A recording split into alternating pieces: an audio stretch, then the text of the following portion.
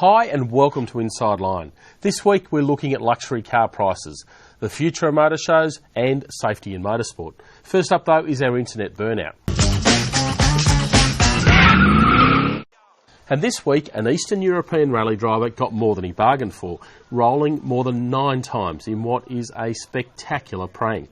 Luckily he walked away with only minor injuries, but Sam, some of the drivers at the Gold Coast V8 supercar race would have been nursing some pretty serious bruises, I'm tipping, after last weekend. There's some pretty big prangs in that event. We saw in the Aussie cars and the V8 used categories, particularly around the chicane sort of parts of the track, and I guess it probably brings up bigger questions about how safe these tracks are, both the Gold Coast track and a similar sort of layout at the home bush race as well. Yeah, that's right. I mean, there is literally nowhere to go. So when one of these cars goes off, as we saw in the Utes, when one of them snotted the wall quite heavily, the cars behind just piled in, and all of a sudden you had this enormous prang with people washing off big speed at in only a short amount of distance. So it's I'm tipping they would have been pretty sore boys. Definitely. And the other thing to look at too, a lot of these guys are working during the week to pay for their racing. It's not cheap when you prang one of these big cars. So no, it's not at all. But I think it's getting to the point where with some of these tracks, the organisers are going to have to start looking at safety pretty seriously. I know they already do, but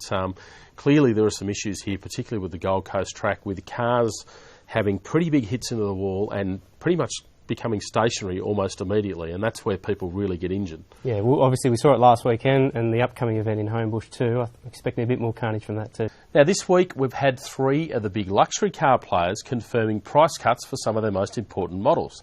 BMW has stripped thousands from the price of the updated 5 Series, Mercedes admits its next S-Class limousine will be more affordable, and Jag is looking at lowering the price of its F-Type Roadster. And Sam, this is certainly big news for, I guess, an end of the market where they have tried to put in real premium prices. Definitely. It sort of shows that no part of the market now is immune to the level of competition that we're seeing. Nearly 60 manufacturers in Australia, unprecedented level. So, to see the S-Class, the F-Type and the 5 Series have big prices, and even in terms of the BMW, that was their biggest car too, the flagship 550i. So they've cut like 20 grand from that alone. So definitely shows how competitive the market has become.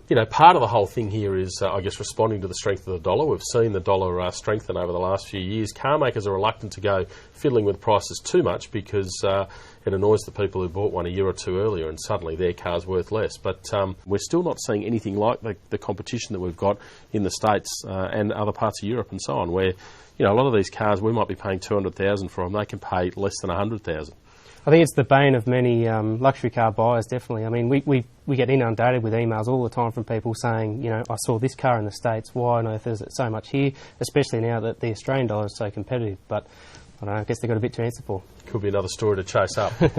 Now, finally this week is Motor Classica, the Melbourne-based motor show for some of the rarest, most desirable cars in the world. It's only the 4th time the event has been run, and Sam, it looks like the 2013 event didn't disappoint. No, they got about 20,000 people through the gates, and with some pretty attractive cars there as well. The 1921 Rolls-Royce Silver Ghost, as used in the Great Gatsby film.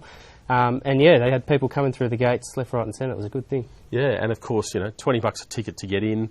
And some of the cars that were there, Ferraris, Lamborghinis, some really rare old cars, Aston Martins and so on, which I guess people are really keen to see. Absolutely. I guess it goes to show, we're seeing declining figures in motor shows in general, but if you give people, some exclusivity, things that they're not going to find on the internet beforehand, as is the case now with concept cars and everything being unveiled ahead of time, then they'll go along, and there's still obviously a lot of interest in these old cars. There is, yeah, and the interesting thing this year with Motor Classica was Mercedes-Benz getting on board and revealing the S-Class locally for the first time, which is a pretty big move for a car maker, particularly a car that important. Yeah, and it's not a typical motor show either, so obviously they see some value in these sort of one-off events as well. Indeed. Well, that's it for Inside Line this week. As always, you can catch all the latest news and reviews here at drive.com.au. See you next week.